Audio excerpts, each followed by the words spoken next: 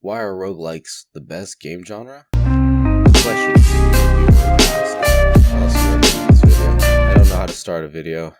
What is a roguelike? According to Reddit, Everyone's favorite source. to be a roguelike means to have permadeath, procedurally generated levels, etc. That's not that helpful. Reddit was not a good source. According to the Urban Dictionary, involving a character in a large dungeon tower with the key focus on inventory management and stats building.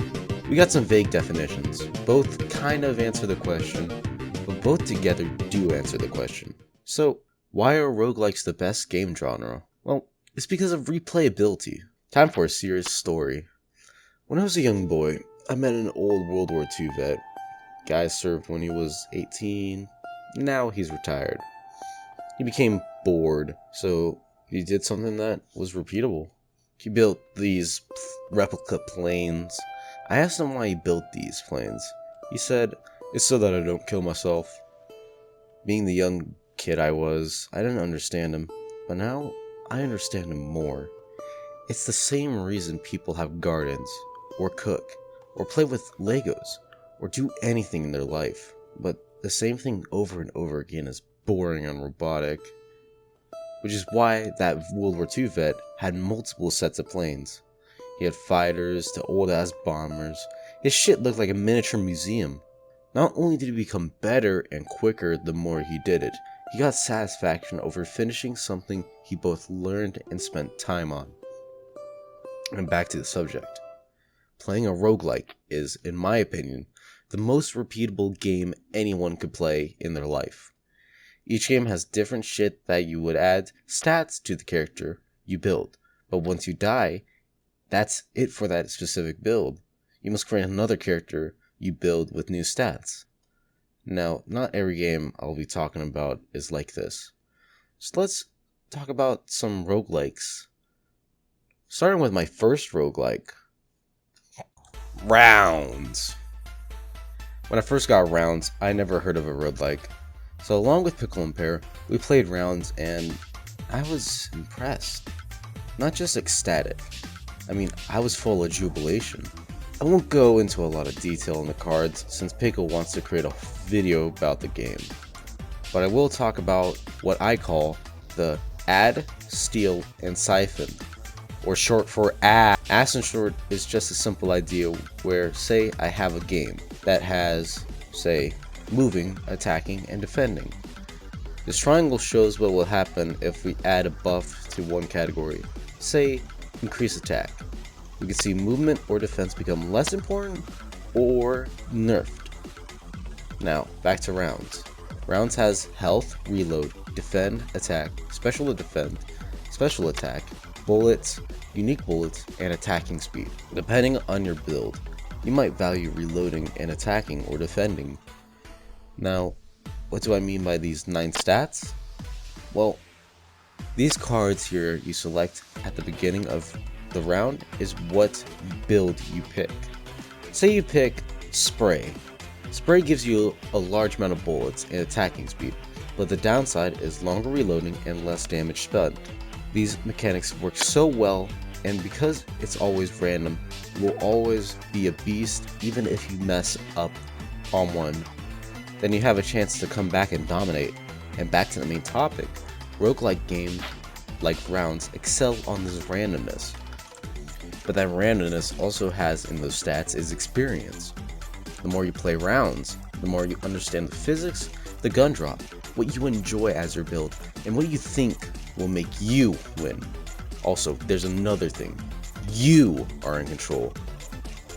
Unlike, say, an FPS shooter like Call of Duty, you're given from the start and have to use it against the 22-year-old black man behind that mic.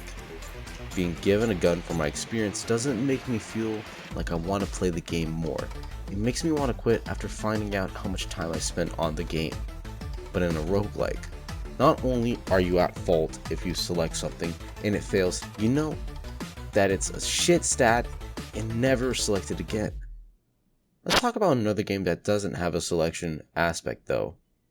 How about Gungeon? Enter the Gungeon is one of those examples where people think roguelikes as in bullet hell games. Personally, I don't like bullet hell games, but I don't consider Gungeon a bullet hell. It feels more like a casual game with a lot of depth to it, which is surprising as it's the game that takes up the least amount of storage in my entire Steam library. Gungeon stats are pretty basic: hearts, item, guns, passive, and movement. However, in this game, you're really penalized for your selections, because the game gives you that selection. Now, to be fair to a roguelike defense, Gungeon has keys that you must open in order to get these different stats. Now with Gungeon, no debuffs are applied to any stats, only correlations between stuff like passive and hearts.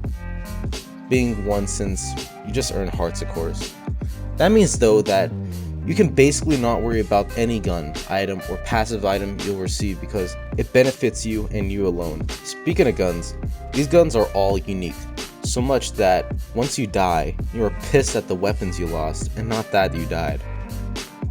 Back at it again, with the experience helping you know what guns do and when to use them. But now a problem that I know people who just don't play roguelikes understand: difficulty. Roguelikes are hard. Gungeon is perhaps one of the hardest games I've played, harder than Ghouls and Goblins. Understanding difficulty is a hard subject. Many people just don't want to spend time it takes to learn the game. Rounds took about 2 hours before I knew what all the cards did, and Korean Coley has 1 hour on it, and yet he hasn't booted up the game. A question to myself while writing this script at this very moment: how can someone who hasn't played a roguelike learn how to like one? The answer is baby steps, and one game I know that fulfills this is a Google Play Store game called The Way Home Pixel Roguelike. The Way Home fucking sucks.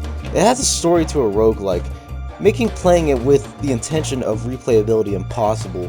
However, it might just be what is needed to encourage people to try out roguelikes. They play the game with this cute pussy, finish to the first dungeon, and then see that you have to pay $8 in order to continue playing the game. Bullshit. So they decided to either try out different games or just completely skip fucking playing roguelikes. For those who haven't played a roguelike, I highly recommend you try out The Way Home. Also play Soul Knight, it's on the Google Play Store. So you can understand the genre and not feel pressure into buying a bullet hell game instead. So in conclusion, why roguelikes are the best game genre? It's because the games never get boring. You can enjoy the game and experience something different every time that challenges your experience and encourages you to try your way. Now, if you excuse me, I have another repeatable hobby that I like to do: masturbate.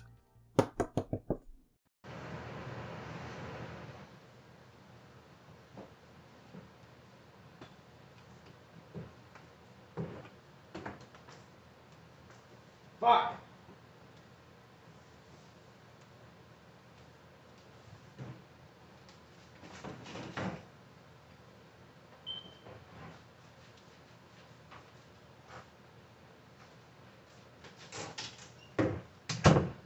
Hello, Custodians. Those are some sharp attachés. Yes, well, we have business to attend to. What can I do